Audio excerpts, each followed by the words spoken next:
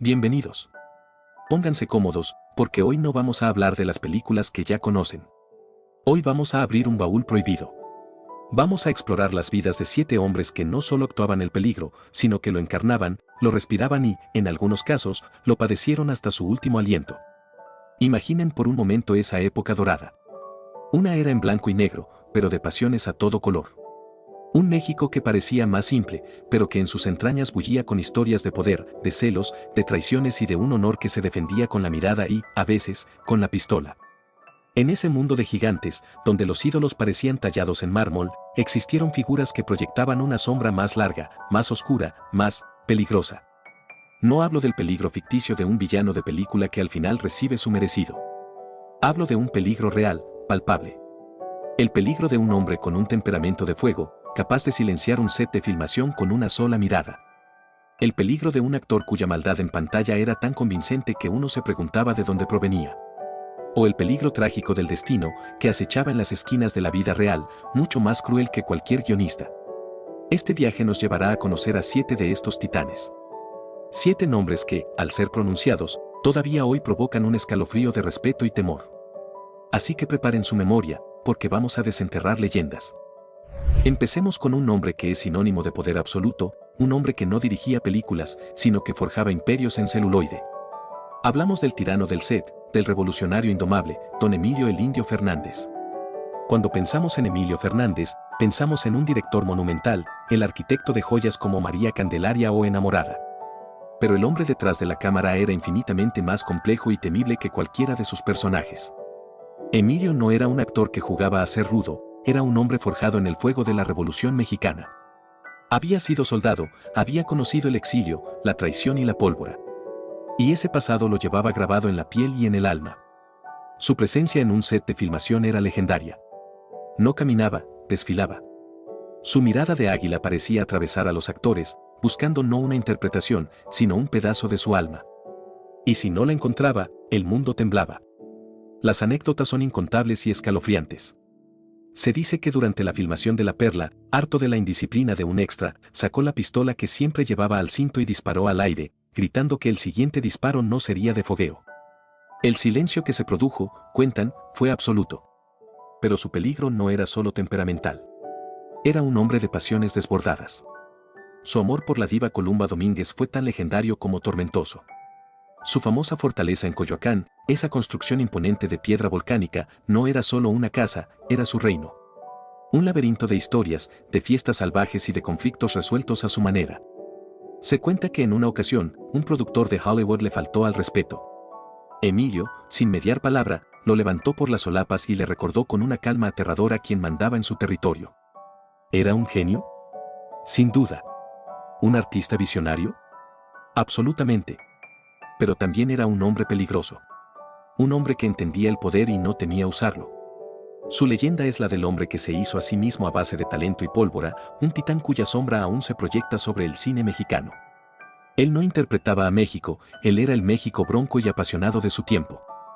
Pero el peligro tiene muchas caras. A veces no necesita de un arma ni de un grito. A veces, el peligro más profundo reside en la quietud, en una sonrisa torcida, en una mirada que calcula. Y para hablar de esa clase de peligro, tenemos que invocar al arquitecto de la maldad, al hombre cuyo rostro fue el sinónimo del villano perfecto, don Carlos López Moctezuma. Si Emilio Fernández era un volcán en erupción, Carlos López Moctezuma era un veneno de acción lenta. Un veneno que se infiltraba en la trama y en la mente del espectador. ¿Lo recuerdan, verdad? Era el cacique explotador en Río Escondido, el usurero despreciable, el traidor que vendía a su mejor amigo por unas cuantas monedas. Su filmografía es un catálogo de la perversidad humana. Lo verdaderamente aterrador de López Moctezuma no era su capacidad para gritar o para la violencia física. Era su sutileza. Podía destruir al héroe no con un balazo, sino con una firma en un contrato, con un rumor esparcido en el momento justo, con una frase cargada de cinismo. Su maldad era inteligente, casi elegante. Y eso la hacía mucho más real y mucho más peligrosa. Cuando veíamos a Pedro Infante o a Jorge Negrete enfrentarse a él, sentíamos un miedo genuino. Porque sabíamos que este villano no era un simple matón. Era una mente retorcida, un estratega del sufrimiento ajeno. La Academia Mexicana de Artes y Ciencias Cinematográficas le otorgó el premio Ariel a Mejor Actor precisamente por su papel en Río Escondido. Un reconocimiento a que su talento para encarnar el mal era, sencillamente, magistral. Fuera de la pantalla, sin embargo, quienes lo conocieron lo describían como un hombre culto, amable y profesional. Y aquí radica el verdadero misterio y el verdadero peligro de su figura. ¿De dónde sacaba toda esa oscuridad? ¿Cómo un hombre aparentemente apacible podía transformarse en el monstruo que nos helaba la sangre? Esa dualidad es lo que lo convierte en una leyenda. No necesitaba vivir el peligro, porque él era capaz de crearlo de la nada, con el poder de su actuación. Su peligro era psicológico, una lección de que las peores batallas no siempre se libran a golpes, sino en el terreno de la voluntad y la moral. Y hablando de voluntad, hay una forma de peligro que nace de la fuerza interior. Una fuerza tan inmensa que desafía incluso a la propia muerte. Para entenderla, tenemos que hablar de un ícono, del macho mexicano en su máxima expresión, un hombre cuya vida fue tan intensa como su trágico final, don Pedro Armendáriz. Pedro Armendáriz era la personificación del poderío. Alto, robusto, con una voz de trueno y una mirada que podía derretir a una mujer o intimidar a un ejército. Era el revolucionario en enamorada, el charro indomable, el hombre que no conocía el miedo. Su química con María Félix era eléctrica, dos fuerzas de la naturaleza chocando en la pantalla. Su peligro era el de la virilidad desbordada, el del hombre que vive bajo sus propias reglas. Pero la verdadera medida de su carácter, la prueba definitiva de su legendaria fortaleza, no se vio en una película. Se vio en la vida real, en sus últimos días. En 1963, mientras filmaba en Europa la película de James Bond Desde Rusia con Amor, Armendáriz recibió una noticia devastadora: padecía un cáncer terminal en la cadera. Los médicos le dieron, como mucho, 1 año de vida. Imaginen la escena. Un hombre que había encarnado la fuerza y la invencibilidad, ahora se enfrentaba a un enemigo invisible que lo consumía por dentro. El dolor era tan atroz que, según cuentan, a veces tenían que cargarlo para llevarlo al set. Pero Pedro se negó a renunciar. Con una determinación de acero, decidió terminar la película. Quería dejar asegurado el futuro de su familia. Cada escena que filmó en Desde Rusia con Amor es un testimonio de su lucha. Si se fijan bien, en muchas de sus apariciones está sentado o apoyado. Pero su rostro, su voz, su presencia, seguían intactos. Una vez que filmó su última escena, el final de su historia fue un acto de control absoluto, la última decisión de un hombre que se negó a ser vencido por el destino. Ingresó en el hospital de la Universidad de California en Los Ángeles. Y allí, solo en su habitación, tomó una pistola que había comprado de contrabando y se quitó la vida. Fue su último acto de rebeldía. Un acto terriblemente triste, pero que, a su manera, selló su leyenda como un hombre que vivió y murió en sus propios términos. Ese fue su peligro, una voluntad tan férrea que ni siquiera la muerte pudo doblegarla. El mal, como hemos visto, puede ser sutil. Pero a veces, no tiene matices. A veces es simplemente feo, crudo y directo. Y para esa clase de maldad, el cine de oro tuvo un rostro inolvidable, el rostro de la perversión, don Miguel Inclán. Si el nombre no le suena de inmediato, su rostro seguramente sí. Piensen en la película más emblemática de Emilio Fernández, María Candelaria. Piensen en ese personaje despreciable, don Damián, el tendero lascivo que acosa a Dolores del Río y finalmente incita a todo un pueblo a lapidarla. Ese era Miguel Inclán. Su especialidad eran los villanos de la más baja estofa. Personajes ruines, traicioneros, a menudo con una fealdad física que reflejaba la de su alma.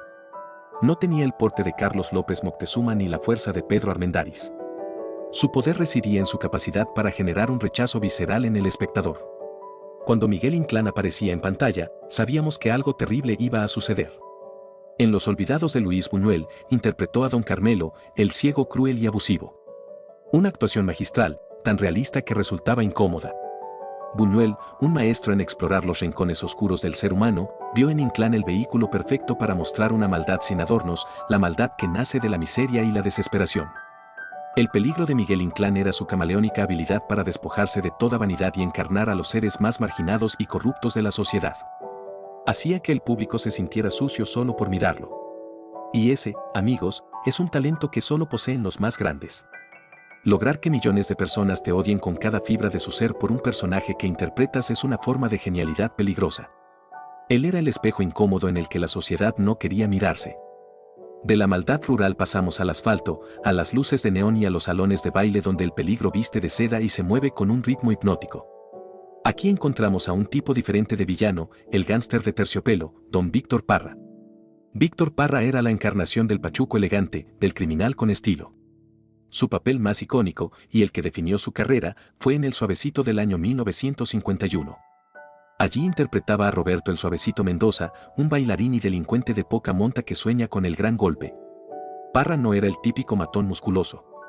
Su peligro era su carisma. Era seductor, ágil en la pista de baile y rápido con la navaja. Representaba una nueva forma de amenaza urbana, la que se esconde en los cabarets y en los callejones oscuros de la gran ciudad. El Suavecito se convirtió en un clásico de culto precisamente por esa representación tan auténtica del mundo de Lampa. Víctor Parra le dio a sus personajes una dualidad fascinante.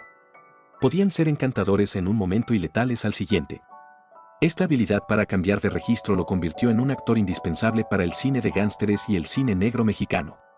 Pero, al igual que otros en esta lista, su carácter fuerte no se limitaba a la ficción. Parra fue una figura muy activa y combativa en la política sindical de la Asociación Nacional de Actores, la ANDA. No temía alzar la voz ni enfrentarse a las figuras de poder dentro del gremio. Demostró que su temple y su astucia no eran solo una actuación. Tenía la misma firmeza para defender sus convicciones en la vida real que sus personajes para defender su territorio en la pantalla. Su peligro era el de la inteligencia callejera, una astucia afilada tanto en el baile como en la disputa. No todo el peligro es oscuro y retorcido. A veces es audaz, atlético y hasta atractivo. Es el peligro de la aventura, del riesgo por el riesgo. Y en esa categoría, tenemos a un hombre que fue el peligro hecho galán, don Armando Silvestre. Con un físico que parecía esculpido por los dioses y una sonrisa que podía desarmar o amenazar, Armando Silvestre fue nuestro hombre de acción por excelencia. Su carrera fue tan longeva como prolífica, y lo interesante es que transitó con la misma facilidad entre roles de héroe y de villano. Y en ambos, era absolutamente creíble. Era el galán que se enfrentaba a bestias en La Sombra Vengadora o el rival de El Santo. Pero su carrera no se limitó a México. Silvestre fue uno de los primeros actores mexicanos en dar el salto exitoso a Hollywood. Allí compartió pantalla con gigantes como Clint Eastwood en Dos mulas para la hermana Sarah y Anthony Quinn. Su peligro era físico, cinético. Era el hombre que saltaba de un caballo en movimiento, que protagonizaba peleas espectaculares, que representaba la aventura en estado puro. No necesitaba diálogos complejos para transmitir una amenaza, su sola presencia física llenaba la pantalla. Cuando Armando Silvestre entraba en escena, sabías que la acción estaba a punto de comenzar. Encarnaba ese ideal del hombre que no le teme a nada, que vive al límite. Su leyenda es la del aventurero, la prueba de que el peligro también puede ser emocionante y espectacular. Un recordatorio de que algunos hombres no huyen del riesgo, sino que corren hacia él. Hemos hablado de peligros actuados, de peligros temperamentales y de peligros controlados. Pero ahora, para cerrar nuestra lista, debemos hablar del peligro más injusto y devastador de todos, el peligro real que arrebata una vida en su mejor momento. Nuestra última historia no es la de un villano, sino la de una víctima. La historia de Agustín de Anda. Agustín era hijo de otra leyenda del cine, el productor y director Raúl de Anda. Era joven, apuesto, carismático y con un futuro brillante por delante. Estaba destinado a ser uno de los grandes galanes de su generación. Era el Golden Boy, el chico de oro. En 1960, a sus 26 años, Agustín vivía un romance apasionado con una de las actrices más bellas de la época, Anna Barthelemy. Pero esta historia de amor no tendría un final feliz de película. El padre de la actriz, Guillermo Lepe, se oponía firmemente a la relación. La noche del 29 de mayo de ese año, la tragedia se desató. Dentro de un cabaret llamado La Fuente, Agustín y el padre de su novia tuvieron una violenta discusión. Los detalles exactos se perdieron en la confusión de la noche, pero el resultado fue fatal. Guillermo Lepe sacó un arma y le disparó a Agustín a quemarropa. El joven actor murió instantáneamente. La noticia sacudió a México. Fue un escándalo mayúsculo que ocupó las portadas de todos los periódicos. El futuro del cine mexicano había sido asesinado en un acto de furia. La historia de Agustín de Anda es la más peligrosa de todas porque nos recuerda que la violencia real no tiene guión, no tiene dobles de acción y no tiene segundas tomas. Su prometedora carrera fue truncada, y su nombre quedó grabado en la historia no por los papeles que interpretó, sino por el peligro real que le arrebató la vida. Es el recordatorio sombrío de que detrás del glamour y la fantasía del cine de oro, las pasiones humanas seguían siendo tan primitivas y letales como siempre.